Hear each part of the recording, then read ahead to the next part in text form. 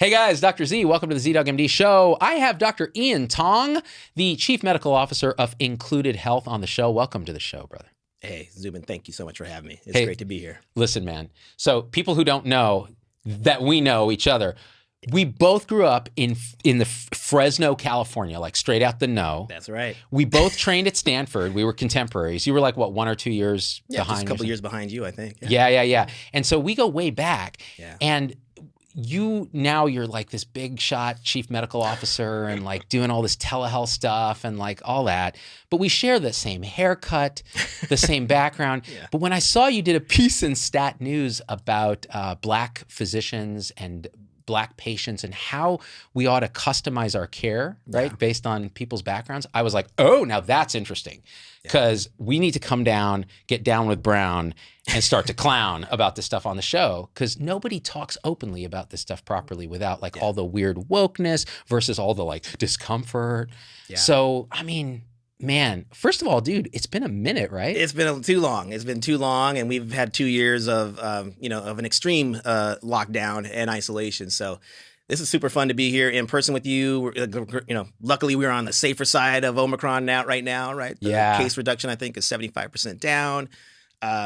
So this is fantastic to actually get out of the house and connect with an old friend and reminisce a little bit about, we have that shared background, man, which is great. You left out Berkeley. We cannot leave out that Cal connection. I forgot you were the Cal Bear, dude. Yeah. Go Bears. Yeah, and we were the same year, I think, or maybe a year off there. I think I was class of 94 or something. Okay, me too. Oh, sweet. Yeah. So I know. But I was a gunner, dude. I graduated in 3 years. Yeah, you were not. I entered in 9-1. Oh my goodness. I entered like in the era of Snoop Dogg. Yes. Wow. We were both in the era of Snoop. How about that Super Bowl? I was impressed with my ending in 4 years, but in 3, that's super impressive. You know what? 4 is good. You probably did a triple major, though. I know you. No, I did English and ethnic studies, but it wasn't ethnic study. I was on this back then. I was on this train back in college. Berkeley had some great classes to offer, and I did a minor in ethnic studies while I was there. So, so you're you're actually. So when you asked me about Snoop Dogg, it's like, yes, I've been studying, the Chronic, Dre, Snoop, Ice Cube, Predator. You're hitting right at the heart and soul. Yes, I'm telling you, you're speaking my language, because when you turn like gangster rap from the 90s into like a thesis, that's when the game is to be told, not to be sold. Like you just take it and reverse it. Fantastic. Look, yes, according to Tupac et al. Exactly. If we could find a reference or two, that would be fantastic. Ibid. Snoop Dogg Ibid. Man. So I didn't know you did ethnic studies as a minor. That's awesome. I did. Berkeley had all these different things to offer. I think San Francisco State might have had the first ethnic studies department, so they don't always get credit for that, because I think Berkeley followed soon after and was like, that's a good idea, that's something we could teach. But actually, I think they realized and opened up my eyes to the complexity of so I was using terms in college such as European Americans, right? Because I'm trying to properly describe, and a lot of my friends were like, who's don't you mean about? Whitey? Yeah. I'm American. And I'm like, well, yeah, I am too, but I started using some of these terminologies because it just kind of made sense to me. I'm learning, right? I'm learning about this multicultural, multi-ethnic background that I have, as well as, lots of my classmates and buddies and teammates at Berkeley. So we had some good conversations. Man, dude, I remember those days. So we totally overlapped. And there was like, dude. Well, do you remember what was going on campus around, 90 to 94, do you remember Professor Sarich? Anthropology department. That was the professor that would talk about cranial sizes in the brain and phrenology. African brains were smaller, and that's why man. And it was all being turned into an anti-affirmative action argument, which was was peaking when we were at Cal. You know what's interesting? I remember that. I remember Duesberg too, who was the HIV denialist, was there when we were there. And tenure. Now, here's the thing, though. I actually love the fact that those guys could say crazy shit and it was okay. Like, in other words, they didn't get fired, but people would be like, they would have the outrage. That's fine. But they didn't get deplatformed, It's kind of... That's true. That's a big difference from now. Right. I mean, they did not know the free speech movement, the birth of the free speech movement being at Berkeley. They stood by those professors who were tenured. They could say what they wanted. If you think about it in the grand scope, 20, 30 years later, we look back and I think you could say that was why it was such a great place, because people could bring in some pretty extreme or wild ideas, but there was a discourse. They could have a conversation. Yeah. I think that's getting harder to do. It's hard, it's more than hard to do. That's why I wanted to have you on too, because the kind of things you're bringing up, like I just did a show with Coleman Hughes, who's young Black intellectual, and he has a very different intuition about some of these issues. And so it's fun to kind of get all these ideas and say, okay, well, where, let's try to find truth, because everything's a little true but partial, right? Like this idea that I have on the show of the alt middle, like the radical place where you can actually see all views and go, okay, well, where is truth? There's a little bit everywhere. Yeah, so for sure. Tell the audience, because they don't know, what is your ethnic background? Oh yeah, sure. So I definitely grew up Black, is what I would say. That's a racial designation, but so did I. I mean, that's a culture. No, I did not grow up Black. Well, it's easy, the grouping in Fresno is a little more generous. It is at generous. Times, yes. But no, I mean, but my dad was from Trinidad. So my dad was born in Trinidad. He was an immigrant to the United States. Went to Howard University, which is a historically Black college and university on the East Coast in D.C.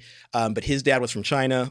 His mom was part Chinese, part Black, African, Venezuelan. I mean, and Venezuelan's already like, that's pretty multi-ethnic in itself. Yeah.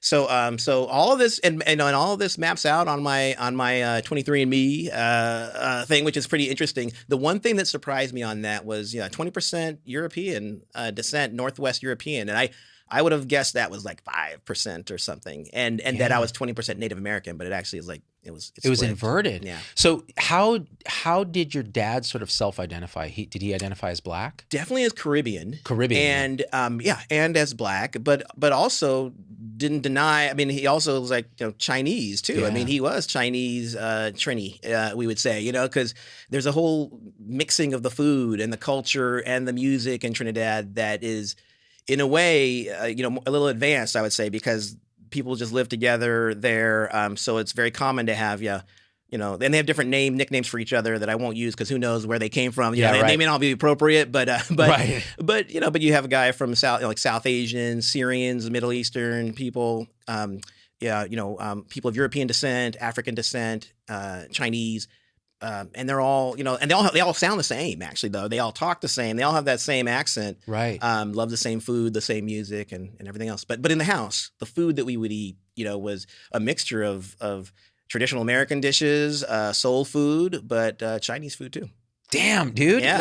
So I got to say, that brings me back to my Berkeley minor, which was music. I forgot that. And I studied ethnomusicology. That was my sub-emphasis in music, because it was either that or do performance, and I sucked. Like I was playing guitar, I was like, I think you found some performance. I ended up integrating it. Kind of like Trinidad itself. It was a melting pot of different. But what was interesting is I took a course called Music of the Caribbean, which was like Pirates of the Caribbean minus Johnny Depp, but with a lot of like when you talk about Trinidad, you talk about steel drums, you talk about the influence of Santeria and different animistic religious traditions from Africa. You talk about the influence of the polyrhythms of Latin and African music, and it all synthesizes. And our grad student was this like French white lady, but you could feel like that cultural energy coming off her because she spent her whole professional career in those islands, like Saint Lucia. I wonder if she wasn't also affiliated, with any of like the French colonies earlier, or prior, or French Guyana or British Guyana. That would be, I didn't have that professor, but that sounds amazing. Man, that's awesome. Amazing course. That is awesome. Well, and all the things like one to make it connected to Dre and Snoop. Of course, why not? We can do that. I mean, the 9 Trizay. We should do it. So, like calypso music and soca music had a speaking component to it. So the albums that I grew up listening to there were like, albums of calypso where these guys are actually just speaking over some music, but they're just speaking over the music and telling stories or telling jokes or telling lies. And so I remember my dad playing these, and then rap comes on, and I'm like, oh yeah. I was like, oh, that. So I always love when I hear a hip hop group or coming through with something that's like Tribe Called Quest, like when Tribe came on, or Fugees. I was like, oh, these guys are connected. Like you could hear the islands coming through. Man, that's for sure. nuts. Yeah. Well, you know, it like dance hall music, same kind of Yeah. vibe.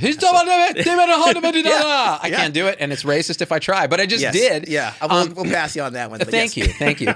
I get a Caribbean island pass for like a minute, but yeah, that whole idea that these are like this idea of cultural appropriation is interesting. Like, I'm not sure how I feel about that because all culture is appropriating from everywhere, and the idea is that, like, what do you do with it? Like, do you emerge a new creative, or is it something?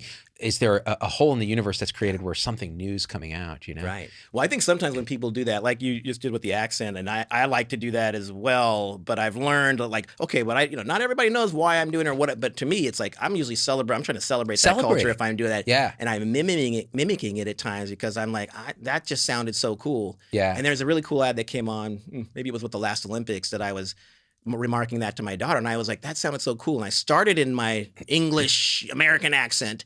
And I ended it in this, like, sounding more like Brazil. Like, this was, I think, a woman probably in Brazil. She's like a skateboarder, and she said something. I forgot what was the quote. It was something like, "You don't have to be amazing to start, but you have to start to be amazing." And I was like, that is such a cool message. So I repeated it anyway. But my daughter still called me out. I was like, no, I am like literally celebrating. I just said that is the coolest thing ever. You know, my kids do the same thing because I do accents all day long, and it's celebratory. It's never like, oh, I'm doing this to make fun of somebody or something. You know, like back in the day when we were residents, I had a pretty killer Filipina nurse accent.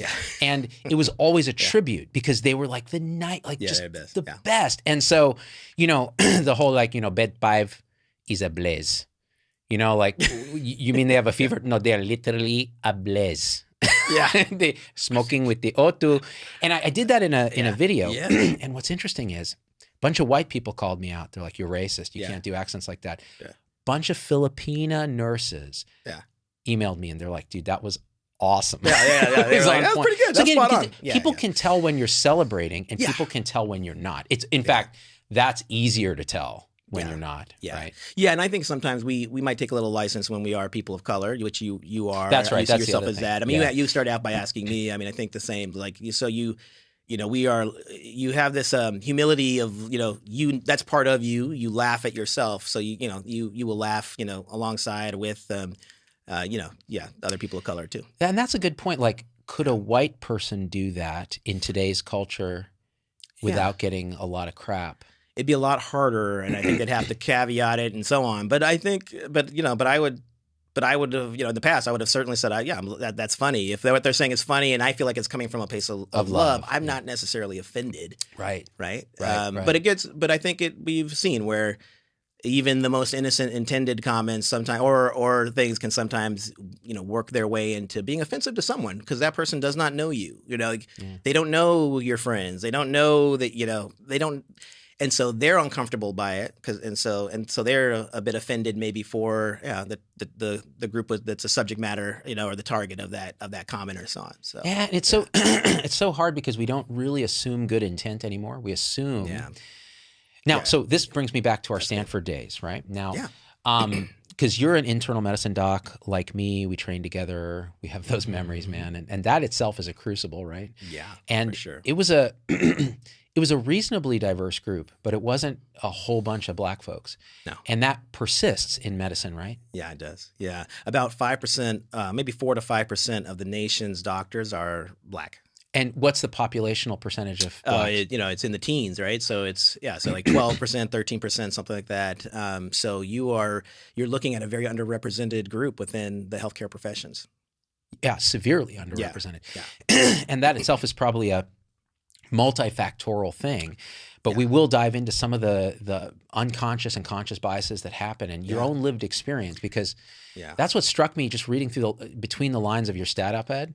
I'm like, something happened here. Like, I'm happy to talk about it. I think it's an important thing for people to know because, I had the opportunity of being involved in health education, right? I have been around numerous training programs, medical schools. I've been able to have conversations with residency directors and so on. And so, what I learned within one case specifically was a really highly respected program that anyone would want to go to. Anyone, and it's based in California, right? So I want to get to California and I want to learn medicine and I want to learn that from a great place and great teachers. And the people in that program, I know them. I know they are fantastic people. They are caring individuals. just dedicated their careers to education, and they do not have a mean bone in their body, so to speak. However, I came across something that I came to realize in the program that I was discussing, where it came up where a letter was written for a resident to get to a fellowship level. And in that letter, the letter says that person went to a school that was a historically Black university with a very similar name to the school that the student or the resident actually went to.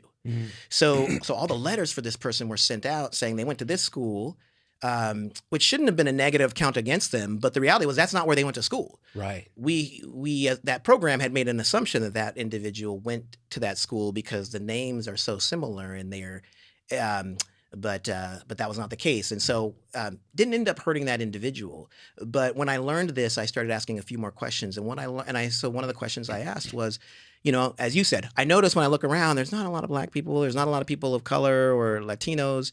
Or Latinx, do we ever do we get applications from historically Black colleges or universities? And the answer was yes, yes, you get those, but we don't offer them interviews. Wow, Yeah. Just point blank like that? Point blank like that. It was the explanation was, well, because I think my expression was probably similar to yours of why? ¿Cómo? Yeah, yeah, exactly. Like, say it, come again. But yeah, it was just the response was, well, we can't read, we can't read those applications. We don't, just can't make heads or tails of them. And so I was like, and so then my response was like, what? But they're in English. Yeah. So what? Yeah.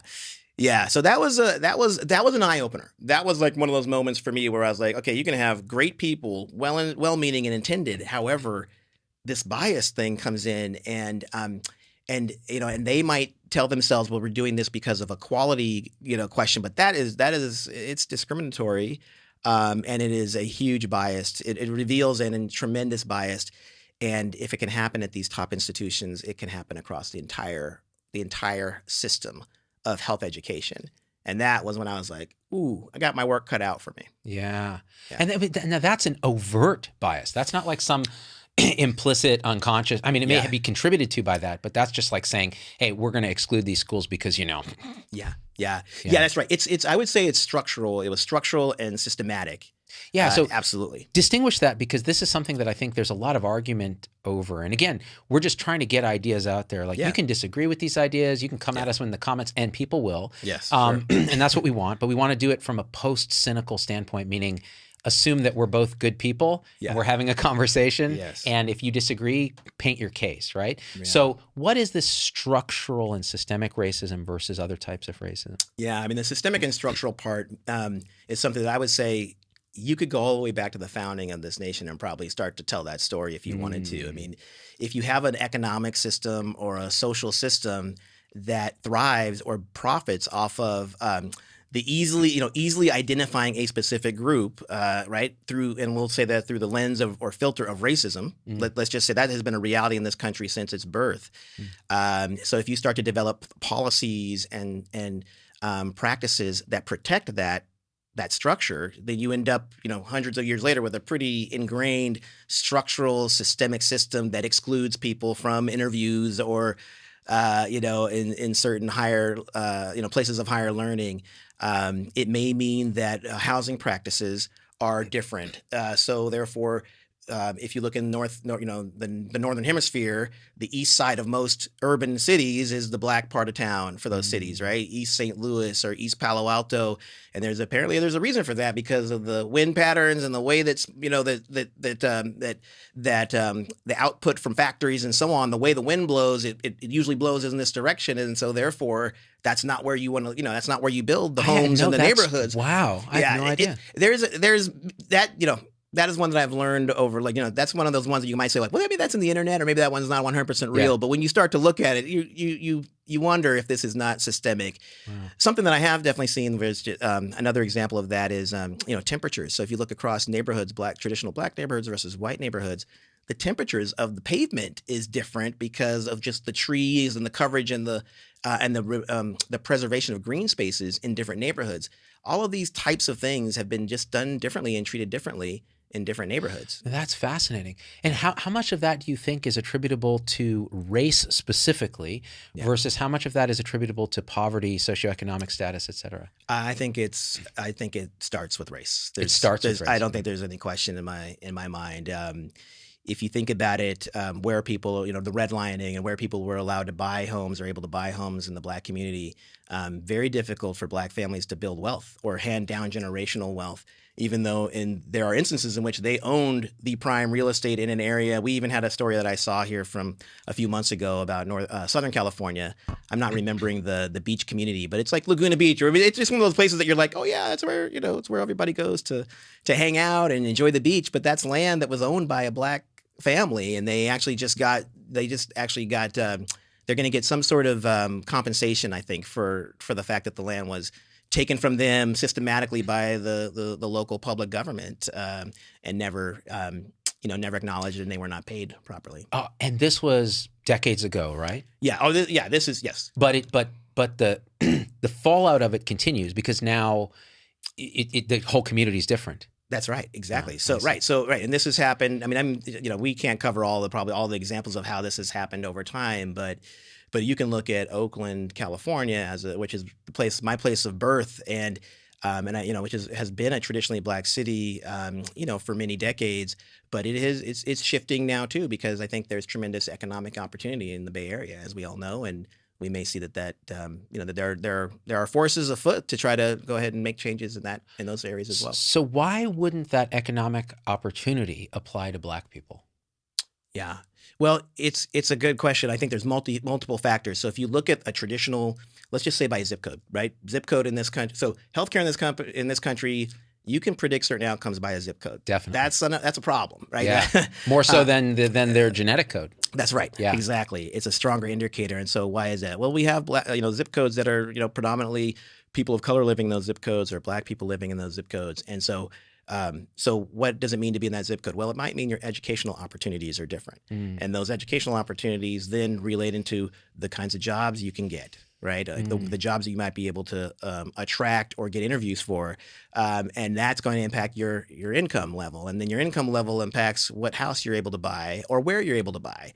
And so you can kind of start to see how there's a domino effect here. And I think, there's a number of scholars. The one that comes to mind is Rachel Hardiman out of the University of Minnesota. She does a very nice job. She's doing a ton of research in this area, does a very nice job of describing, how that single point of isolation or exclusion from being able to buy homes in different neighborhoods makes its way all the way through to you can't build wealth in this neighborhood. And then you end up with a problem of maybe crime or criminal justice issues, and then enforcement is not equal either in those areas. And so you can start to see how if all these things are related, which I would say I believe that they are, you can start to understand, I think, our current picture a little better. Man. So in other words, it's multifactorial, it's complex. There's structural elements, there's systemic elements, there's historical elements that have created a momentum or a lack thereof for the Black community, say that now trying to catch up is hard. Then let's bring it to the present. Are there what do you think is the status of the current level of, say, just overt bias and racism currently? Let's say if we started just right now, do you think it's gotten better? Do you think it... Yeah, good. This is a great question. It's a really interesting time. Right now I would say that I think this has gotten better. If you think pre-COVID and pre-murder of George Floyd, right? This is a murder of a Black man that takes place at the hands of the police force, our law enforcement, but it's in broad daylight in front of everyone. I would say that that gave us an opportunity to have a discussion, and so that's why we're having this conversation today. But for many people that were planning, that have known that conversation needed to happen, and I'm speaking specifically in the Black community, I think a lot of them were saying, but I would have liked to pick the timing of when we were going to have that conversation. Instead of after something like that happens, right? Right. Yeah, exactly. There's ways to get there. So this is not the way that any of us would have chosen to get there. Certainly not the family of George Floyd. But I think many of us would say, but we have a duty to absolutely make ourselves better. Take that tragic event and turn it into something positive for all of our communities and for our country. And I think that is the getting better. That's why I'm hopeful and aspirational for what the future can be.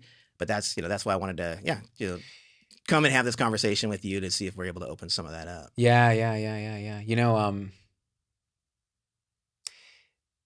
Your own path, because you're on the outer bell curve of that path, right? You are UC Berkeley, Stanford trained, like physician at the top levels of the healthcare industry now, like the very top, chief medical officer at a really big combined company of what Grand Rounds and Doctors on Demand just merged and included health, and it's a big deal. Like every time I look at you, I'm 70% incredibly jealous and 30% ravenously jealous. So you managed to succeed where others may have been much more challenged, but I imagine that the path has not been straight and easy for you. So maybe now's a good time to tell us a little bit about your own lived experience in this, because I think a lot of people, there's a lot of like debate, right? Like, it's a meritocracy, America. So if you're just good at what you do, it doesn't matter what your race is. I don't see color. Like, it's just that, by the way, that I don't see color thing. Yeah. And I'll tell you my take on this. People still say that, by the way. They still do say that. And it's a way of, I think it's a way, honestly, and I assume good intent. It's a way that, like, I think people that are not of color want to say, listen, I'm not a racist at all. Right. I don't even want to talk about that because honestly, frankly, unconsciously, it's kind of uncomfortable. That's right. Let's just take that off the table and everybody's cool. I have a black friend. Right. My one black friend is right here, guys. I'm kidding. and I don't see color. Whereas, as somebody who is off-white, of Indian parents, but they're Persian by descent and grew up in the same area, which was an interesting area to grow up if you're not either white or Hispanic. Right. But the idea that I always see color as a flavoring or an attribute of what makes somebody unique. Absolutely. And I want to celebrate it by actually talking about it. But to do that makes people these days very uncomfortable. It does, but I see it the same way. It's a celebration, right? I mean, this is differences are things that we need to find in one another and celebrate those. But we've made people so afraid to talk about them, specifically white people. I mean, European Americans specifically experience something called stereotype threat around discussions about race and ethnicity, especially more so if they are out, they become outnumbered in the room by, like, the more people in the room that are people of color, the harder that conversation and the more frightening that conversation would get. So stereotype threat, what is that? I haven't heard that term. Okay. Oh gosh, this is a really important thing for people to learn about. Claude Steele was the individual who coined the term and discovered this. He looked at Stanford undergrads who had similar SAT scores, college admissions test scores. It's going way back for me, but I think it's the SAT. I think it's SAT. There was an ACT involved at some point. You can do it at ACT or SAT. But then they also looked at their GPA. And so they basically tried to match the students black and white. And they told the students, black or white, this test, which I think were like GMAT questions or something like that, kind of tricky questions, said, this test has the ability to measure your intelligence. They told that to a cohort of black and white students. A cohort of black and white students, they said, this test actually has no ability to measure your intelligence, but they are just problem-solving questions. Have fun. Go at it. What they saw was the black students that were told to measure their intelligence scored lower than the black students that were told that it was not a measure of intelligence. In fact, the black students that were told it's not a measure of intelligence scored on par with the white students, but the black students that were told it is a measure of their intelligence were not. And this is math. Just to generalize this, it's a phenomenon that has been studied numerous times by numerous studies. For women, it may be around mathematics. And so one of the studies they did there was what I just said, was they changed the number of men in the room taking and solving really complex math questions. They took math majors who were men and women, put them in the room, and they just changed the ratio of the number of men in the room taking the test with the women, and the women scored lower when there were more men in the room because they felt potentially out of place. Right, and they did something to remind them whether they were a woman. I mean, they did a little reminder of, like, if you are. But I think on that one, I think they didn't say anything. I think they just changed the ratio. That's all they did. And by changing the ratio, the woman could feel that.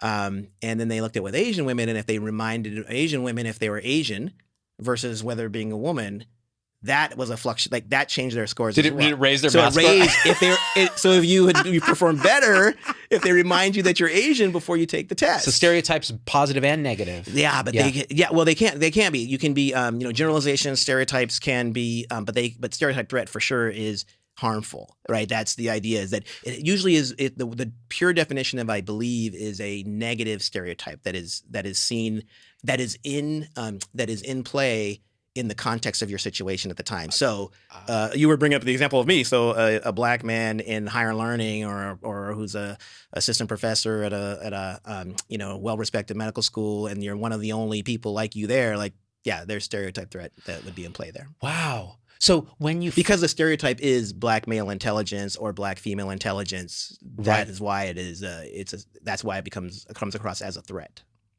That's hence the term stereotype threat. This is fascinating to me. There's a great book on it, Whistling Vivaldi. I get no royalties for this, but no, it's a great book. In Whistling Vivaldi, that term, it's really Claude Steele's story to tell, and the University of Chicago student whose story is to tell. He would whistle classical music if he was walking past white people in Hyde Park in Chicago, so that they would not be threatened. To disarm them. Yeah, to disarm them. Oh my gosh. Yeah. So when I mentioned a white person being, what was it? We were talking about it, and you said, well, if they're outnumbered in the room, you said stereotype threat. Yeah, how did that apply to the white person? Or were you talking about? Yeah. That's so at the end of this book, Whistling Vivaldi, they start to get into how, just how universal the experience of stereotype threat is. And so they brought in math, and they bring in different examples that people have studied. And this is one that I believe was studied, was for white individuals, just their feeling of level of comfort to discuss race and ethnicity. Interesting. So white people have stereotype threat.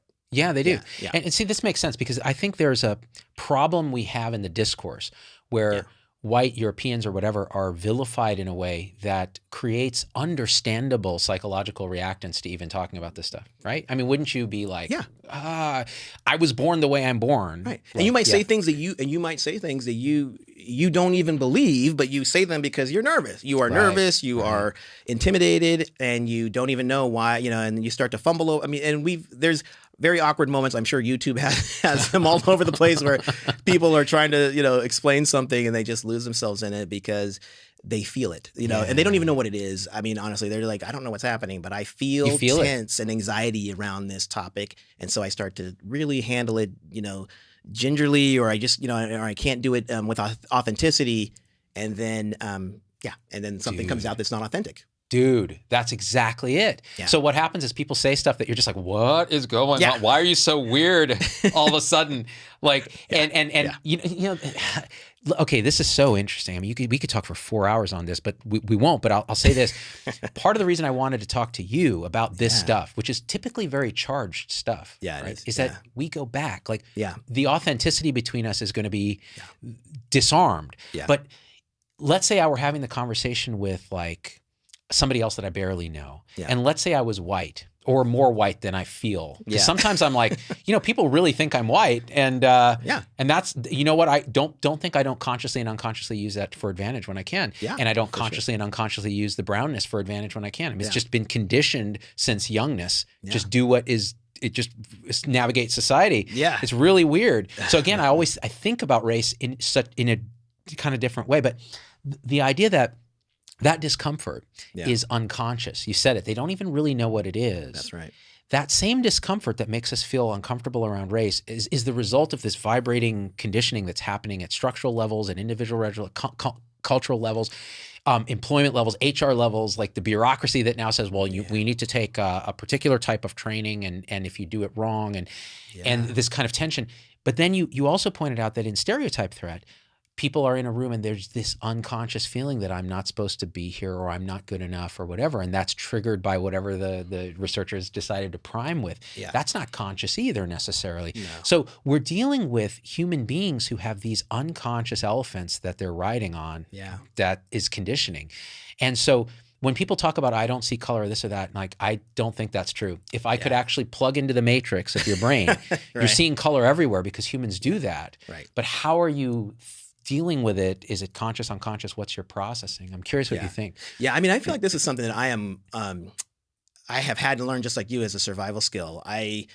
I have chosen, probably I think a lot of Black people do this, which they choose to use humor to disarm it or to address. That's like an armoring up to be ready for the moment, right? And you learn that over the years of, well, I know I'm going into a scenario such as we're going to a tennis club. Let's just say that, right? I'm going. Oh, you're going to a tennis. Excellent. Tennis, yeah. And, yeah. How's Buffy with the with her new restrung racket? Stepped on the ball. That's a Trading Places reference for those. Great movie. But yeah, so you armor up yourself and you think about like, these are the scenarios I could potentially face.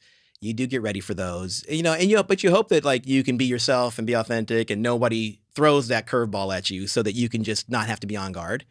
But there's no question you have to be ready for it, or you learn to be ready for it and be responsive. And that's, I would say, a necessary survival skill. It's not something that I would say that I thought about that much. You learn it, like you said. It's who you are. So especially in Fresno, California, it has very unique ways of teaching you very quickly, how the world sees you.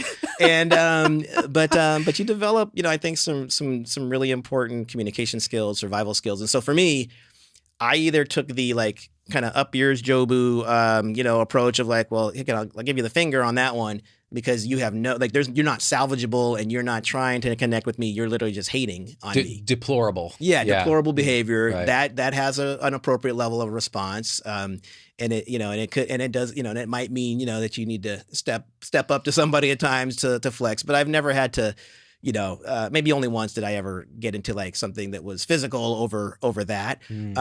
But because humor was just a much smarter way. And let's face it, if somebody's going to jail for that, it's probably going to be me, the Black guy in that interaction, at least where I grew up. Yeah. That, I'd probably have a much higher percentage chance of being the person who gets in trouble for it. And so again, it's not all about being incarcerated, but there I always said like, yeah, you learn quickly too there where like, if you fight back in a certain way, that might be really scary to some people, and you're the one who gets in trouble. But you were the target initially of the aggression. That's giving me stress just hearing you talk about it. Seriously, like my cortisol goes up, and you're living a whole life with that kind of consideration, right? Yeah, there's a name for that because it does. So if this is the point you're trying to make, I mean, it does build up. So my personal experience with that is I have gotten to have a lot of success and been very I've been very fortunate in my life for sure. But I've also worked hard, to get where I am, and I've made this other people's discomfort or awkwardness. I've done a lot of work to make that better for them and okay for them.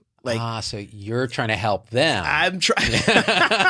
Well, let me help you help me is really the way the equation is. Way to look at it. Yeah. Well, I mean, I'm not saying I'm not looking for an award, and I'm not trying to be an ethnic entrepreneur or whatever. It's just this is just my survival skills have been like, look, for me to survive, I need you to be okay with me. Yeah. Right. I need to not be a threat to you. Yeah. And that can feel like a burden, but for me, for the most part, I would say it did not feel that way. Because I probably found humor as the release, right? Yeah. Punchlines help you get through that. I think Dave Chappelle has a cool quote on that. He's like, I have to make it a punchline. He's like, that's sad. He's like, but he's not doing poorly by that, by the way. Dave Chappelle has made a lot of money. Work for Dave for sure. Yeah. Yeah. Right. Seems to be working for him. Right. But over time, that has a name. I mean, that's biological weathering is what's happening. Biological weathering. Yeah. You're the little drip of water that just, that occurs over years ends up, can wear itself, into any hard, into a rock if it's a really hard surface, a really strong surface. But over time, that constant beating is going to leave some weathering on that individual for sure. I don't, this is where I'll probably start to get uncomfortable. Be like, well, do I want to get, how much do you want to open up about my own journey there? But I've seen it. I mean, I have been approached by KKK, members of the KKK, or at least people that had cards that said KKK on them. They have cards. My friends have been. One of my friends in high school had a Confederate flag that he put on his his big wheeled. What do we used to call those? His 4-wheel drive monster truck. Monster truck. Raised. Yeah, the raised. Yes. He had the lift kit. I mean, it was. Hey man, Fresno. There were tons of that. This is like cultural upbringing, cultural immersion for me. Yep. But he had that flag, and so we were followed one night. The car was up high enough this guy couldn't see everyone in the car, and I was in the back seat, so he couldn't see me. But he gives my friend a card that says KKK and says, you know what that flag's about? You should check us out. You should give us a call. you might like to be in our organization. Wow. And this is like, this is just outside of, this is on Clinton Avenue, turn off in Clinton and 99. Oh, I know that area. You know that? Okay. Yeah. So, but it was happening on the other side of town in Clovis as well, where there was rallies every year there. So, so those are the obvious examples. But for me, so I certainly saw that, there was even one instance when I was a freshman in high school, and we, party broke up. And so we were at the Johnny Quick or 7-Eleven or whatever it's called. And there was a group of students over there. And the guy, I was with a junior, he was driving. So he goes and he's like, I'm going to get some cigarettes. So he goes to get cigarettes. So he's walking over there, and these people notice me because I got out of the car to stand up or whatever. And they just started, it started, man. They were just starting to yell. And it was a group of them. Really? And they were just kind of working themselves up, and started to get more animated. So he never even made it into the store. He literally just kept walking and just did a 180 on a balls of his foot there, and we got out of there super as quick as we could. So yeah, so those are the big obvious ones. People throwing the N-word with anger and then starting to tell you to get out of here, and then throwing their soda cans or whatever. I didn't look to see what they were drinking, but but you're like, okay, this is probably not a good situation. This is not one where you want to be at 14, growing up. And that's like wiring your cortisol responses, and it's wiring your epinephrine. I mean, it's wiring that, hardwiring that. And then we ask the question, why is it that Black people have higher rates of hypertension and heart disease and stroke? Yeah. Yeah. And can you separate out the genetic differences, whatever they are, from the biological weathering, the cultural immersion in that? I don't think so, but we could use data to convince ourselves that these are things that Black members of the Black community are being killed by diabetes, and it's because all these things that they are doing, and it's like, well, that it's easy to come to that conclusion, but if I would like for people to understand that it's not all them, that it's not all that they're doing, and as a society we have stacked the deck in many ways against them, and that's what these social determinants of health are. Right? We make people's transportation to healthcare and education and so on more difficult if they're in the Black community. Their ability to find nutrition. I mean, just eating a balanced diet, that's not as easy. I lived with my family in East Palo Alto for a number of years, and there was not a full service grocery store in East Palo Alto for decades. And people who don't know, they think Palo Alto, fancy Silicon Valley. East Palo Alto was one of the poorest, most dangerous in terms of homicides and things. Murder capital of California, at least, if not the country at one point. And so you were living there with your family? I did. Yeah, I lived there with my own kids. Yeah, absolutely. Yeah, man. I got a good deal on that. You might guess. Yeah. It was a place where I was like, I can live here. I'm not afraid of this, and I understand how to be safe. I wasn't threatened by it. Actually, I just thought, this is. I don't believe what the media is saying about it. Yeah, because I know these people, and so it was. So anyway, so I was able to find an affordable place. On the peninsula. Even the stereotyping that just happened, right? East Palo Alto. I was like, East Palo Alto? You live in East Palo Alto? That's the association, right? That's the association that we're taught. And that's true of so many different neighborhoods. Absolutely. Yeah. We were like, oh, you don't. I asked people my friends of mine that grew up in Palo Alto, right? Oh, you grew up here. Yeah. Where do you live? I live in East Palo Alto. And you can kind of see it on their faces. They're just like, your kids want to come over after school? They're like, why don't you come over to our house? I was like, but do you go to IKEA in East Palo Alto? All the time. Oh, yeah, because that's where I live, right there. It's right there. Yeah, I know exactly where you live. Or lived. They're just like, man, they're going to do a drive-by in their 3-wheel, man. One of those. Did you ever have one of those 3-wheels with the plastic? The big wheel. Yeah, the big wheel. That's what it was. The big wheel. I had so many of those. That back wheel would get burned through though, because that's where the brake was. Yeah, and you just be like, damn, dude, you can't. Replace it. It's like made of plastic. That's awesome.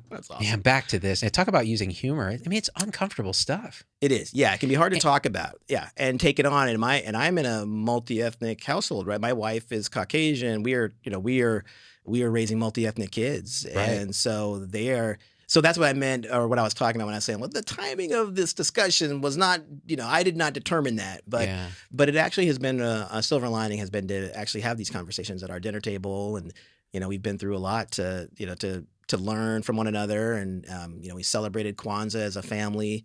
Wow. For the first time. That was not a celebration that my family engaged in, but But my oldest daughter, really wanted to do it, and I was like, "This is great. How old Let's is do she? it." 16. She's about to be turned 16. Yeah. Wow. Yeah. Around our table too, we're multi-ethnic as well. My Yeah. wife is Chinese, and the kids are, Hapa, as they say in Yeah. Hawaii. And we have a lot of conversations about race. It's interesting because I want them to be able to openly talk about these things from a place of love, right? Yeah. And exactly. And they have a great frame of reference when they have that. Not just having the multi-ethnicity themselves and their backgrounds, but also through people they love, which are their grandparents, right? But then but to be able to have parents that can have the conversation with them, that's the thing that I wish for every homogeneous household, almost every homogeneous heterosexual white household in the country. It was like, I'm wishing you, I have a prescription. It's pull someone into your house and invite them to your dinner table that it doesn't look like you, and it has that multi-ethnicity. Because you'll get such a different perspective, and I think, and talk about something that is happening in our country, because you'll just understand that there's really different perspectives going on here. Yeah. Right. Yeah. And that goes both ways too, right? Yeah. Yeah. Because I know, I came out of the Bay Area. I was in this liberal bubble for a long time, and moved to Vegas for 8 years and traveled around the country doing performances and talks and stuff. And most of my gigs were in places rural parts of Texas and Idaho and the sort of, central states. Yeah. And what I found was the people that in my bubble were stereotyped as backward, super conservative, racist, what homophobes. Yeah. They were wonderful, lovely, community-oriented, caring, open people. And I was like, dude, I'm never going to believe anything I hear until I see it and feel it with myself. Yeah. Again. Yeah. And it's the same. It's exactly what you're saying. I think that's it. I think that's great. I think it's the right way to do it. And you have to have extend a little bit of grace to those individuals, because if they could not always control their own conditioning, they could not control their own learning or even their frame of reference. And I have friends who would say that, well, I've actually really not interacted with Black people, actually. Yeah. Still today, some of them will say, well, actually, Ian, you're the first person that it's Black that I've actually known at this level. You know, that I know that, you talk about where you went to school and who your family is, and we've talked about politics or something else like that, something important, that we've had a conversation. They have not heard that voice, and they have not gotten that perspective. And that's probably at the root of a lot of our problem here, being able to bridge the gap. Yeah, it really is. You said something too, and we will get into the medicine part of this, but you said something about conditioning.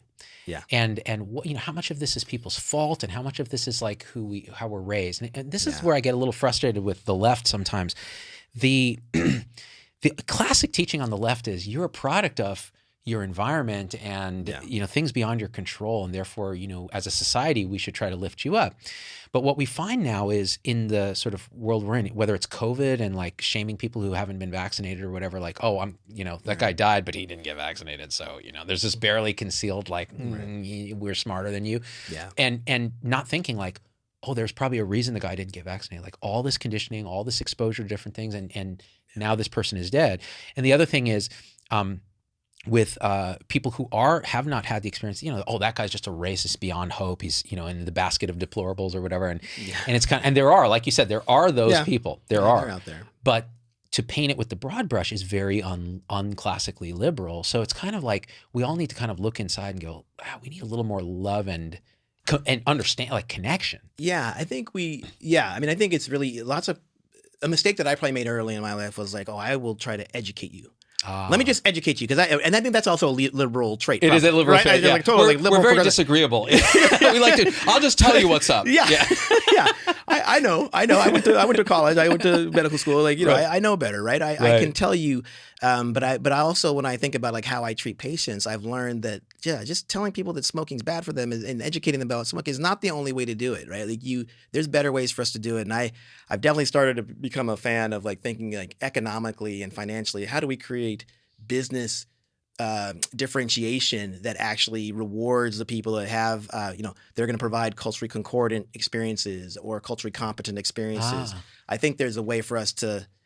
I think it'll be a more effective way to get to the goal that we want. But the liberal approach of just teaching you, and then you'll see the error of your ways, and you will learn yourself into wokeness is not gonna happen. Yeah, like we've tried that for a long time, and it's just not gonna. Yeah, and there are cultural re-education camps in China that tried that. It doesn't work. There's a way to do this out of love, and the truth is, so back to that, this idea that we can actually subvert the apparatus of capitalism to actually have systems emerge that are more like what we want. I recently had a guy on the show, Daniel Schmachtenberger, who studies civilizations and civilization level threats and risk. Yeah. And he said, right now we have a culture, a social media apparatus, big tech, and governments like China. So you either have the autocratic top-down control, or you have the big tech is running everything, and the algorithms are hijacking our limbic system. It's a race to the bottom of the brainstem, and we all hate each other because those guys get paid when we hate each other, because more ad revenue, more clicks, more likes, dislikes, et cetera. That's right. And he said, that's going to emerge a civilization that we don't like. Yeah. So what if we actually redesigned those incentives and systems like you just described to actually emerge a civilization that we all could get behind? Except for that one KKK guy that you were talking about and that group of guys. Most people would be like, it'd be really cool if the races kind of got along better. Yeah. And we all were happier and more cohesive, right? Absolutely. Yeah. No, I love that. That's actually a great a great way. I love that you had that conversation with him, because the opportunities are there.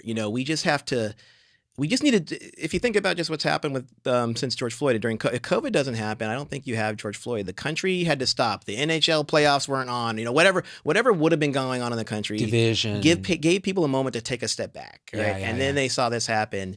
And I think that's, so this is an opportunity that we should not waste, to be able to have these conversations and bring Yeah, I agree. So medicine, because this is where it's interesting now. You are both a doctor and a patient, I imagine. Yeah. Like everybody is. Yes, and I am. So your experience, maybe we can start with your experience, and if whatever you want to talk about. Yeah. In terms of your experience as a patient, being Black, do you feel like you're treated differently? Have there been interesting things that have come up that then have informed your thinking on this? Yeah. Well, this is one of those things where you walk in and every doctor who's a patient actually wonders, at what point do I tell them I'm a doctor? Yeah, right? Yeah. When do I drop that bomb? Because then things get ugly. Then it's like the nurses treat you weird. Yeah. The doctors treat you weird. When do I want my care to get worse? Right? Exactly. Yeah. When is it safe to allow my care? You know what? And that's not even a joke. No, There's that VIP syndrome is a real thing. It happens to, that's why doctors always say, I don't know why doctors just get so sick and they have the worst things happen to them, because they're treated like doctors. Like everybody's like, oh, I don't know if I want to. Yeah.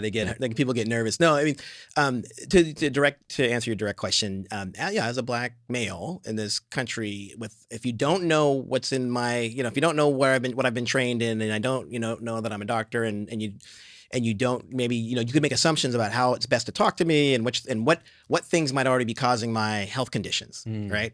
And so you could easily jump to certain conclusions. We're really trained to think that way. Yeah, right? in fact, it's a heuristic. It's a shorthand. Yeah. Exactly. You have to do it when you have 30 patients a day. Yeah, that's right. Yeah. And it's an efficiency, right? So it does allow you to get through those patients, and you probably are right a good percentage of the time, maybe, or or allows you to ask informed questions to get there quicker. Right. But no, I had one instance where I did have a doctor, and we were. It was just a few years ago, and unfortunately, I needed to follow up outpatient after a hospitalization. I actually had a hospitalization, and so I'm trying to communicate with my doctor, and the system is making that difficult. And so I had to wait 2 weeks to go see my doctor. So I had waited the 2 weeks. I come into the office, but I had communicated with my doctor on the portal. So I get in, and the first thing my doctor says, is. So I got to start out and reprimand, she's like, and I got to let you know, that question was too important of a question to ask through the portal, kind of thing. And of course I had called her first, and I had done, but it was just interesting to me that she would start off by reprimanding you. Yeah. Like, it's not like, oh yeah, that was a big deal you went through, you were hot, how you feeling? It was like, how dare you bring up this complicated thing via the EHR? Yeah. It was. Right. It was just such an interesting way to start out, but I did not like the way that she talked down to me. I mean, that part of like her entitlement or privilege, I felt was in that room at that moment, where I was like, the power differential there. Yeah. I thought that she was, whether she was meaning that or not. I mean, because there was because I had the complication. She did know I was a doc. She did know that I was a doctor, so I think that made its way in. But that didn't. But that didn't give me any credit there. In fact, it counted against me, because she was really like, you should know that too, kind of thing. Like, how busy I am. Oh, so she was really like She was aggressive. Doing the condescending, like infantilizing you, even though you're a professional. She knows you're a professional. Yeah. Wow. Yeah, it was an interesting moment. So it's one of those ones I can't say for sure. I mean, it wasn't like overtly that race came into the conversation, but I did wonder, I mean, I hope that she's not talking down that way to all patients. I mean, that would just be atrocious Concerning, behavior. Yeah, really bad behavior. But some doctors do that. Yeah, and maybe it was a bad day as well, but I didn't stick around, nor did I. I mean, obviously, am I going to go back? And this is what happens to other individuals in the Black community. And I think the lesson for that story for everyone that I just told is, regardless of my social economic status, regardless of my level of education, regardless of my knowledge of the healthcare system, I didn't get great care. I got bad care. In fact, I got turned off from my care. In fact, I don't want to go back to that doctor, and I never did, and I never will, because that I was treated so badly that there's no way I should engage. That system told me I should not engage that system through that doctor ever again. And I just think, unfortunately, that is happening way too often across our system.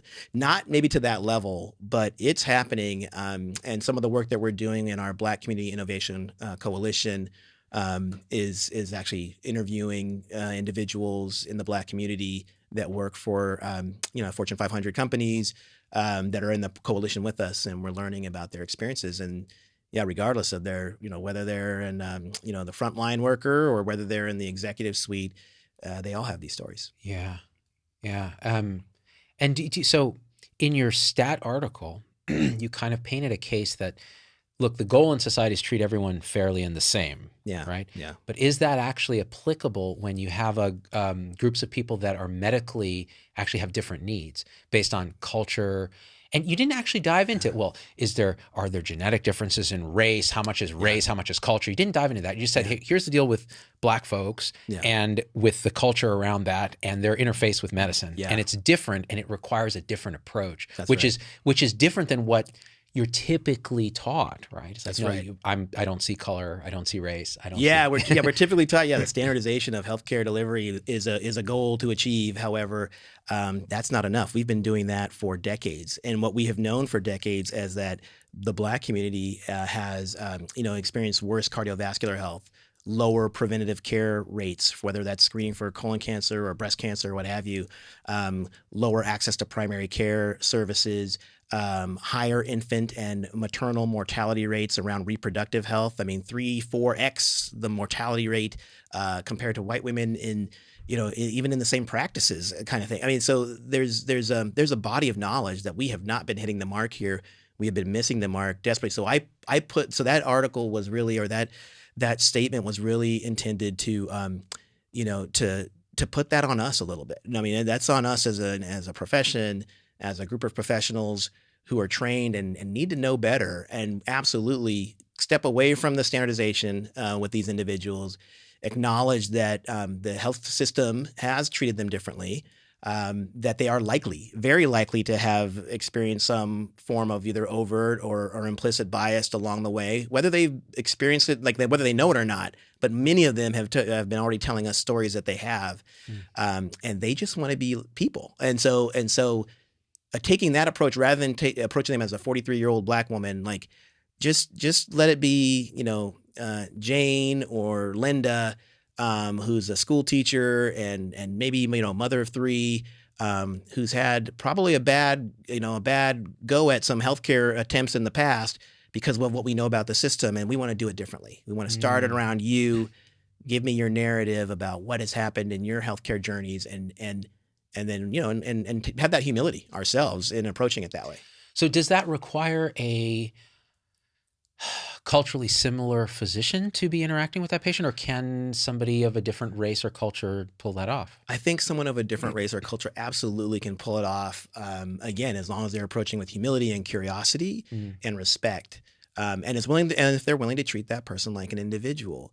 But if they're rushed, and and some of this is on our system, right? You're a clinician, you're rushed, you got an EHR in front of you, you don't want to see color? Put an EHR, put Epic in front of me and tell me to try to treat patients. I don't see anybody. I just see a computer. I don't see humans, Ian. I don't. I just see zeros and ones. Right, exactly. It's the matrix in front of me. It is. No, I mean, I think I think we are running that risk, but it does not Absolutely not. It does not have to be culturally concordant care. That being said, the Black community is begging, in fact, for more culturally concordant care. I mean, where you start out in the very beginning about the fact that we do not have enough Black physicians, we do not have enough, we don't have enough Black medical students and pre-medical students in the pipeline and within STEM. These are all parts of the problem. It is a multi-part problem that we are going to have to attack this from. You can imagine, so Stereotype Threat, bringing that back in. You're a Black woman and you're having the worst day or week of your life health-wise. You're in a hospital bed, and everybody who comes to the bedside is Asian, Indian, or white. Yeah. And you're the only, Black person in the room. Is there a component there left? Because that is a kind of an interesting transference where you wonder how it affects, because we know the immune system is affected by your mental health. The mind and body are one thing. All the things we talked about, this weathering. What did you call it? Biological weathering? Biological weathering. Yeah. The additive effect of that. So if those caregivers were actually doing the things you're saying, which is approaching with curiosity, compassion, empathy, and an understanding pre-existing that this person may have gone through these things. And maybe even that's documented somewhere in the chart. Or they can acknowledge it. And if they can acknowledge it, absolutely. Right. It's going to make a difference. I think it really will. But a shortcut, or what really helps is, or if that doctor that walks around and knocks on the door and walks into the room, if that is a Black woman who has got her white coat on, and it says, I'm Dr. Olopade, and that you can just understand, you can imagine, you can put yourself in that place of that woman. Is like, oh, relief. Thank you, because then they can at least let their guard down on all of that other stuff that they, of having to like speed dial, guest services, in their complaint line, because that's their reality, is that they feel, in many cases they're being mistreated or not listened to. Yeah. Man, I tell you, the couple times I've gotten calls from patient services from a patient like complaining about me. That wouldn't happen to you. Never, because I'm perfect. Yeah. I mean, I'm beyond perfect. No, it's always a miscommunication or a perception of a lack of compassion. And that is it, and it's exactly that. And it's I'm always able to fix it when I wake up to it. I go, oh my God, I did do that. Yeah. Let me go in and apologize and try to connect. And usually it works. But you have to also drop the ego defense, because it's the first step is to be defensive. But that's right. I got to ask you this, because you're talking about this particular dynamic where you have the patient and then a bunch of faces, and if that were culturally concordant. Now, what about the reverse? You're a Black doctor, you go in the room, there's a white patient or an Asian patient or somebody else who's just like, sorry, are you the janitor? All the stereotype stuff that I imagine can happen. Though that has happened. Yes. It happens to women a lot. I know that. It does. Yeah.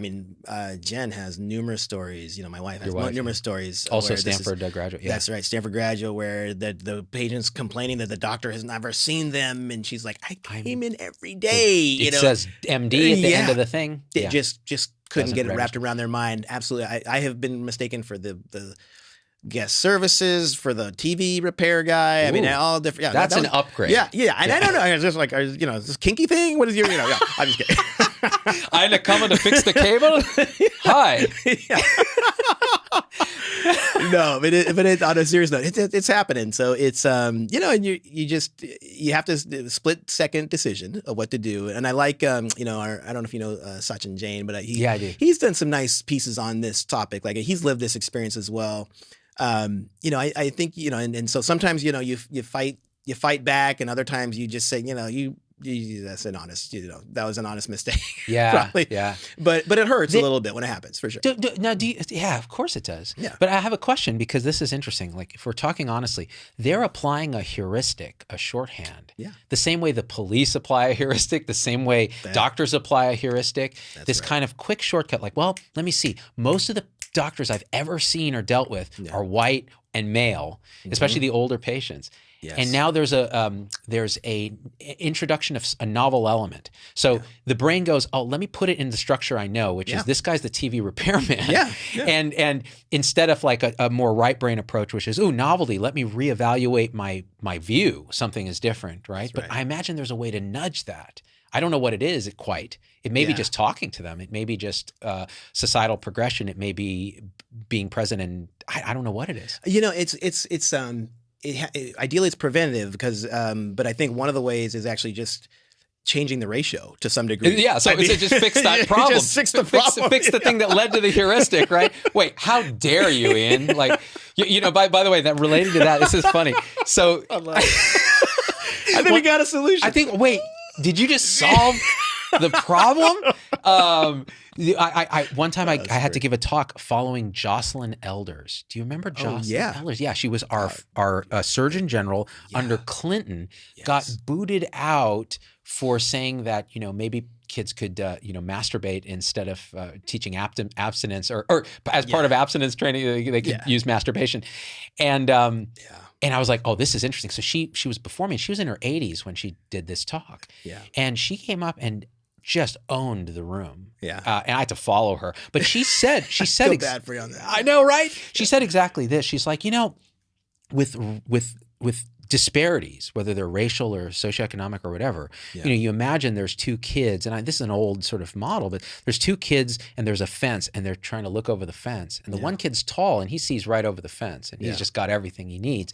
And the shorter kid can't see over the fence because, you know, he was born in a different configuration. Yeah. And so the question is, do you end up like boosting the shorter kid with a bunch of boxes, so now they're kind of, you know, both able to look over the fence, or do you just knock the fence over? Yeah, I love it. I think I'm okay with either one. Either one, yeah. If you can knock it down, knock it down. That's the best. I mean, that would be the best. But that takes super strong leadership and courage, and I mean structural change. Structural change. Exactly. That's we came up with a good metaphor just there. Well, she did it. Yeah. And I stole it. Yeah. And well, that's good. Just like we stole those cells from that other black woman. What is her name? The HeLa cells. No, was it? Yeah. Henrietta Lacks. And gave her no credit. I at least you gave credit. I gave Jocelyn Elders. Was it Jocelyn Elders? Yeah, Jocelyn. Yeah. But no, there's a great cartoon just exactly like so, and it may have come from her talk there where they actually show that of saying like equity. This is equity. It's not equality, right? The mistake of equality is like putting both people on the same thing, but you're like they're not starting out at the same start point, right?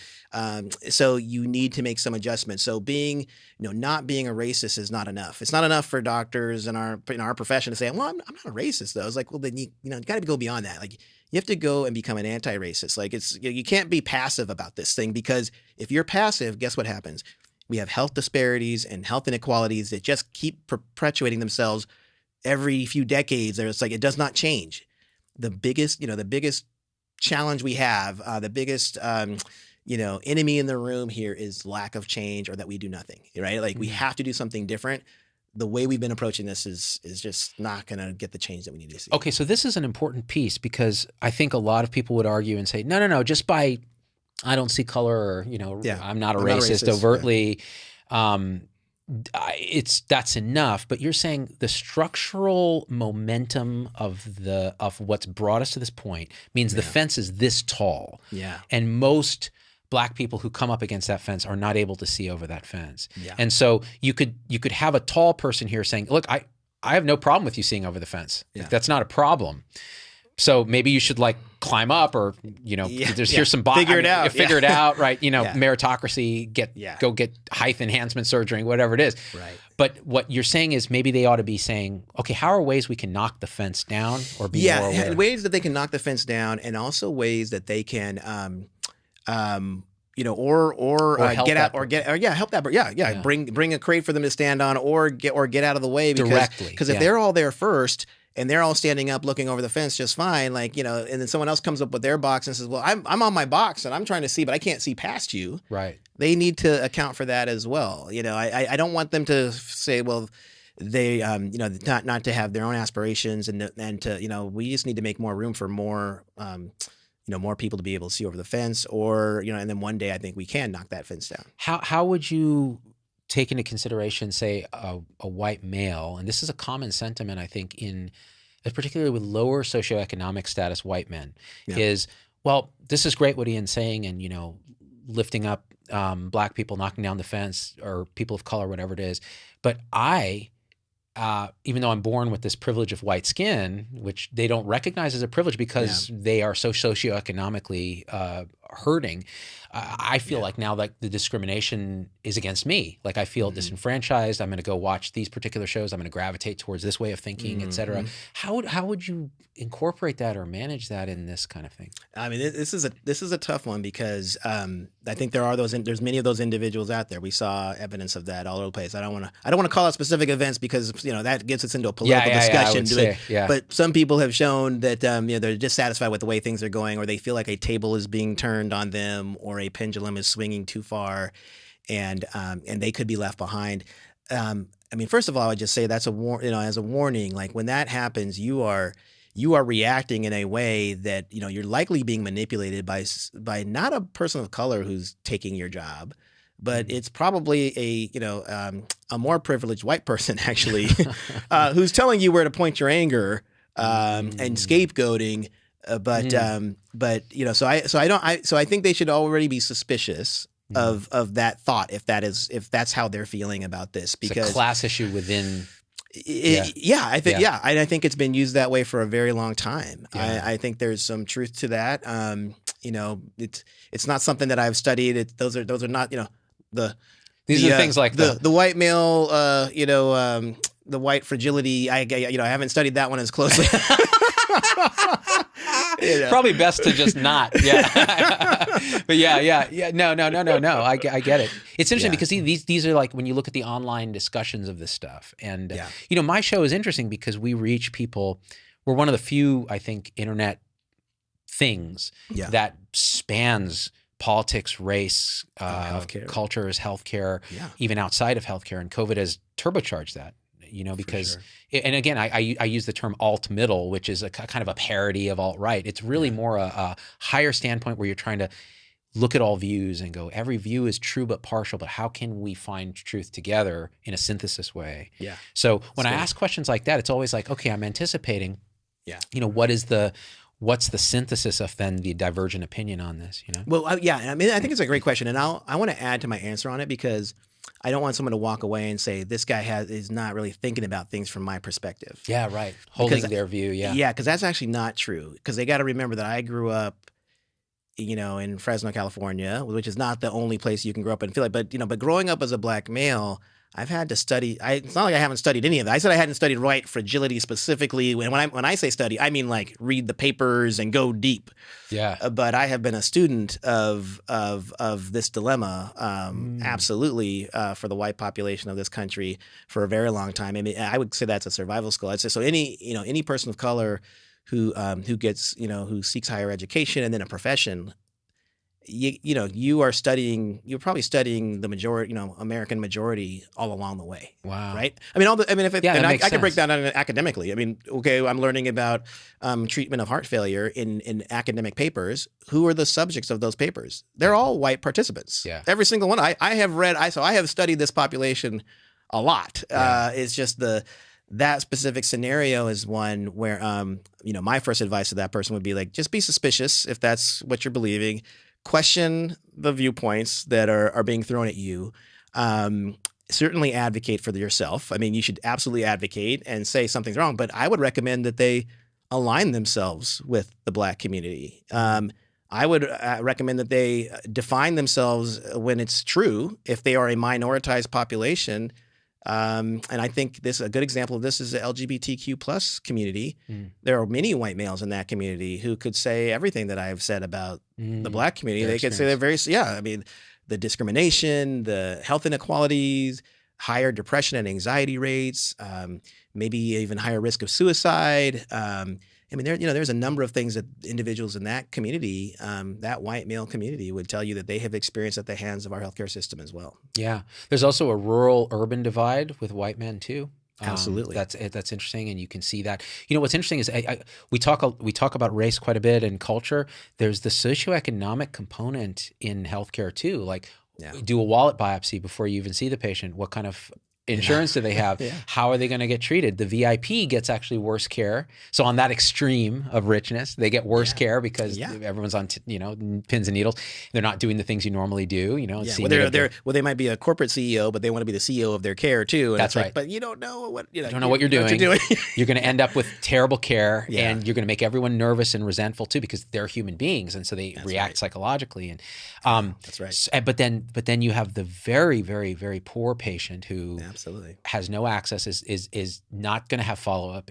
And you do have to think about that. You as a hospitalist, that's all I think about. I'm like, wait, so where are we going to dispo? Where are we going to send this patient? Like they're homeless. Like how are they going to manage a PICC line or IV antibiotics or whatever it is? Yeah. I don't know if you remember that, but that was my early program at the VA. We did, I did homeless veterans outreach and built a program for that at the VA Palo Alto healthcare system. And then went on and added rural health added a rural health program. So I wrote for grants, got Office of Rural Health grants. And so, I'm absolutely, I mean, I have a open access, access to high quality care has been a mission for me for a long time.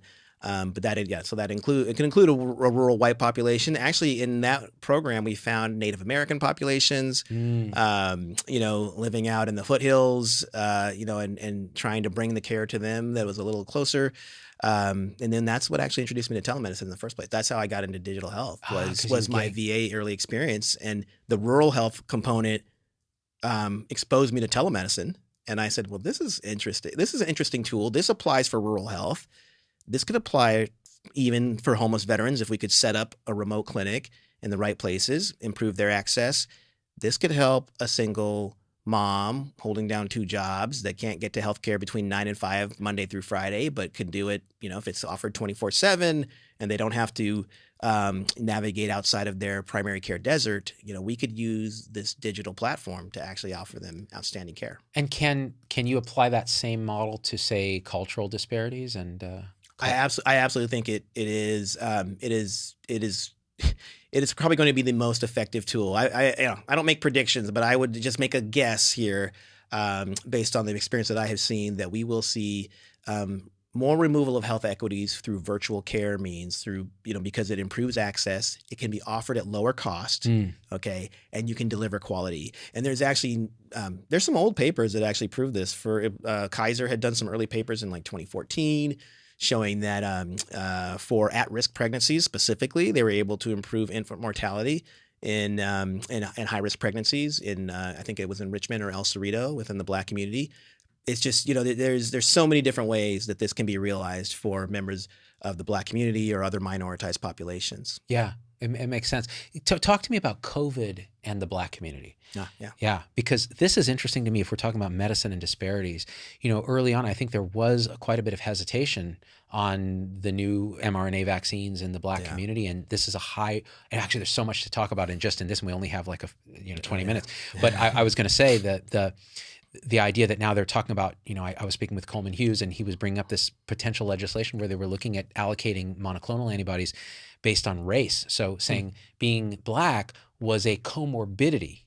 And so just being Black would qualify you, say, for a monoclonal as opposed to the same exact white person with the same comorbidities. And I'm just like, well, I don't know. I don't know enough about it. Yeah, I don't know. I mean, it's again, but that could be along the lines of like you have to do more to overcome this traditionally structurally racist hierarchy and system that we've built. So I think that's where those arguments come from. I probably was aligned more like with Bob Walker, where it's like, well, just do a lottery, like, or maybe do the lottery twice, do it, certain allocation for the white population, Black population, Latinx population. But, there probably were somewhat equitable ways to do some things. Fair ways to do things. Fair. Yeah. But we probably, I think we tried to do this with the vaccination distribution and so on. But it's just been hard for these things not to become political.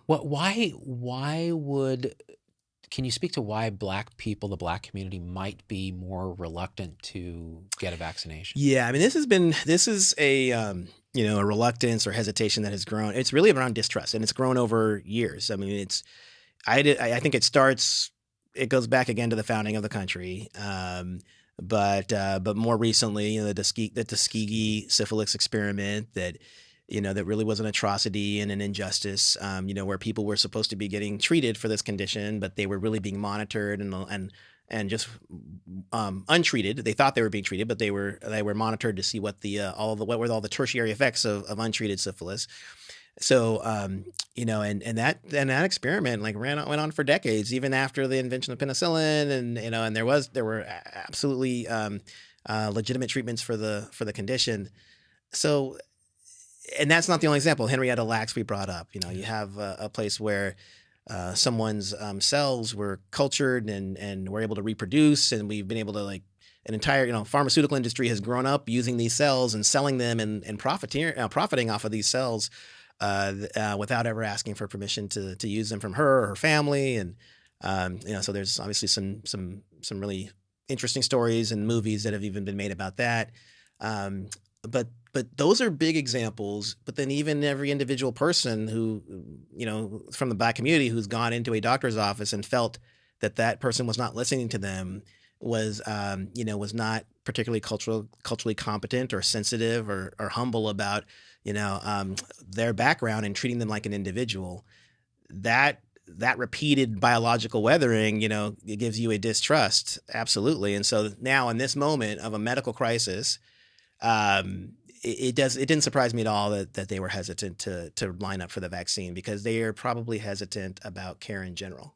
Yeah, and trust of the health system. Yeah. So one thing that I thought I noticed in Black populations in the hospital is that if the physician came in and said, listen, I think we're really starting to do more things to your mom than for her. We're at a point where we need to have this conversation about making her comfortable, going to hospice, palliative care, et cetera. The resistance to that was very strong and very difficult to overcome. And the sense I got, and sometimes I would even ask point blank, the sense is, I don't trust you guys to do the right thing for my mom. You're trying to save money. You're trying to get her out of the hospital. You're treating her as less than. Yeah. And so that was a struggle. Yeah, I'm sure. Yeah. I know. I think, and it's a hard one to get around, because those individuals can always find an instance when that was probably true. Totally. Yeah. And so we're in a hole here ourselves. I mean, as a profession, we have to earn that trust back, and it's not going to be done within a year or two. It needs to be repeated. There needs to be better outreach into the Black community, more resources. It's going to have to be a multi-pronged approach, I think, to win that trust back. And we have to be honest, because are there unconscious economic biases that happen in critical care, right? So it's not in a major academic center, maybe, but let's say in a community center, you have a poor person, maybe they're a person of color, that has bad insurance or no insurance, and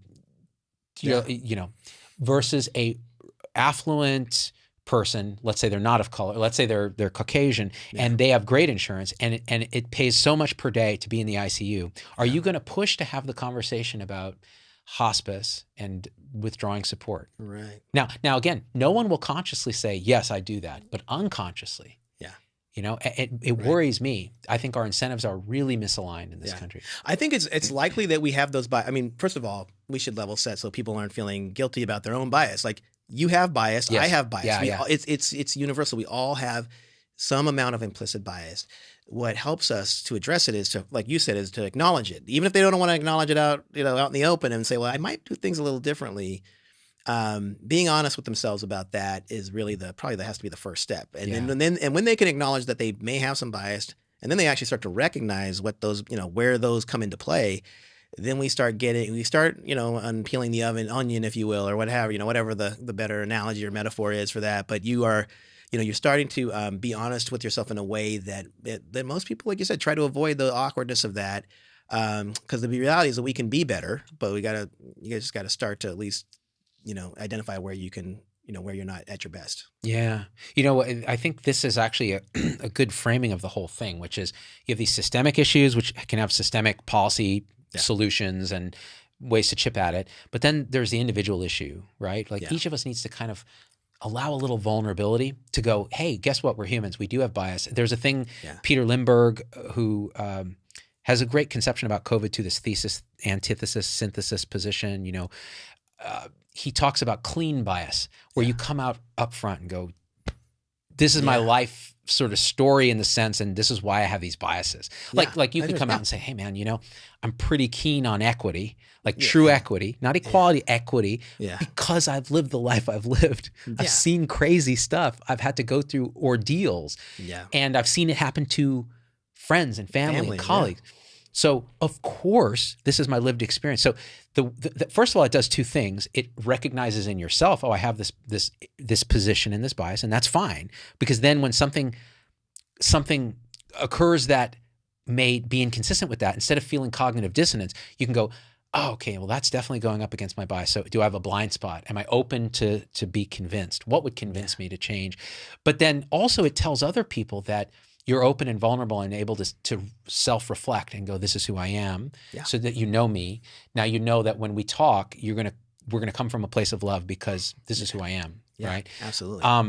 I love that. I love that. It works. It's powerful. And you know, I try to do it myself. Sometimes I fail, sometimes I succeed. But when I'm talking about anything, if I'm talking about, you know, vaccines or whatever, I'm like, okay, here's my bias. Because I'm in the medical industrial complex, because I've studied the science on a lot of these things. Like, I'm like the guy from Hellraiser. I put a ton of needles in my head, and I prefer that to taking a medicine, because medicines have side effects and they're not using your body's immune system, et cetera. But knowing that bias, I'm open to seeing where it's incorrect in the case of, say, a COVID vaccine for a young boy at age 12 who's already had COVID, gotten a single dose, should he get the second dose? You know, and the parents are worried, those kind of things. So that I think that's important. Yeah, no, I think it is, and you're getting at something there. You know, and we it's really hard, and I need to say this because of what my spouse does in the public health system. Like it's hard for them also to make those policies that allow us sometimes to individualize the care. I get that, right? Because at the policy level, it is tough. But that's why we're trained as professionals, is to be able to make someone who knows how to make that exception, or to say why this might be okay for your 4.5-year-old or your 4 3/4 year old who's not quite 5 yet. You know, we'll just give them the vaccine if that's because of your situation or what have you. High risk kid, high risk family, whatever it is. Right. Yeah. I mean, exactly. Right. We have ethical principles, which I think have held up pretty well. You know, first do no harm. But then you're trying to do, try benevolence, try to do something good. Yeah. And so I usually get stuck on those two, but autonomy and justice are pretty quickly following. Yeah. It's kind of cool when you actually. I was like, am I going to remember all of it? Yeah, I think justice is the really good, really good. Yeah, but we probably don't all get to justice all the time, which is partly why we're in this mess, right? Actually, it's worth, as we wrap up, it's worth talking about what you're pointing out of these moral taste buds that we all have. So the justice one is the fairness versus cheating. Care versus harm. So that's that beneficence, like autonomy versus non-autonomy. So paternalism. Liberty versus oppression, right? That kind of thing. Sanctity versus degradation, this feeling of the sacred or the clean and the unclean, which comes on the left. It's like you're unclean if you don't have a vaccine and wear a mask. On the right, it seems like and this is stereotyping, but just on average, you have this, you're not putting that new poisonous pharmatoxin in my body, right? And so it's a sanctity versus degradation thing. There's one more which I'm forgetting, but loyalty versus betrayal is an interesting one. Oh, wow. So loyalty to tribe, loyalty to race, loyalty to country versus betrayal. And this is one that it plays out quite differently in liberals and conservatives. So conservatives really do value the loyalty versus betrayal highly, which is why you can have things happen on the right where you're like, dude, that guy should be like no longer a part of the party. But they're like, he's one of us. Whereas on the left, you say the wrong word and you are gone. They're just like, nope, not a thing, not a big value for us. Cancel. Yeah. Right. That is really interesting. I hadn't had or heard that broken down that way, but it makes a lot of sense that different tribes are valuing different, are indexing off of different parts of the value system. That's right. And they're all trying to be good. They're trying to be good. They're all trying to be now, and with some exceptions, right? But they're all really. Jonathan Haidt's book, The Righteous Mind, goes into this: why good people are divided by politics and religion. Yeah, awesome. Really good. Yeah, good. Ian, Tong, I got to get you to your next meeting. You're busy hustling like, CEO, CMO. Where can we find your stuff, man? Oh, yeah. Chief Medical Officer of Included Health, president of the Professional Corporation for Doctor on Demand. So if people Google either of those, I'm sure they'll be able to find us. They'll find you. Yeah. They can find me. And I got to say this, this episode is not sponsored by your employer, has nothing to do with your employer. Yeah. Your views are independent of your employer. This is just something that you and I, because we're friends, we're talking about, because I don't want to get you in trouble. And I also don't want the FTC to go, did they sponsor this show? Because they did not. No, they did not. So, dude, really thanks for having this honest discussion. Yeah. Will you come back? We got to get... Yeah. We should get Jen in here too. Totally. Let's do it. But this has been great, man. Thank you so much for just having the conversation. It's been fun to catch up with you. Yeah, totally, dude. Now great. I'm gonna think about things a little differently, and me too. And that's what we want to do. All right. Me too. So until next time, guys, you guys know what to do.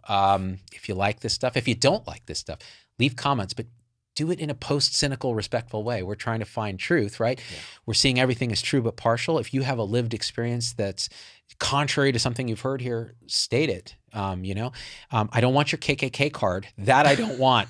But if you do like what we do, you can become a supporter of the show. And actually, we're now doing CME credit for people through a company called CMify, where they can reflect on this content. The content's not accredited, but they can go.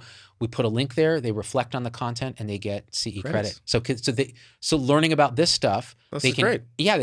How will I apply this to my practice? Yeah. I get a unit of AMA PRA Category 1 credit. Well, then we should have told them to go also to the implicit association test that's offered by Harvard. It's free, and there's multiple different versions of it. They can check for race and ethnicity. They can look at religion. They can see on transgender and sexual orientation, gender identity issues. They can see and understand their own implicit association better. Absolutely. I took that test. I found out I think that women should be in the kitchen and barefoot and pregnant, apparently, unconsciously. So I don't think they have that one. Yeah, I don't think so either. Maybe I'm just making conclusions from my own implicit bias. But yes, so absolutely. Awesome. So we'll check that stuff out, and we'll put links to all the other stuff I talked about. My supporter group that are subscribers to the show for the $5 a month or whatever get the CME stuff for free.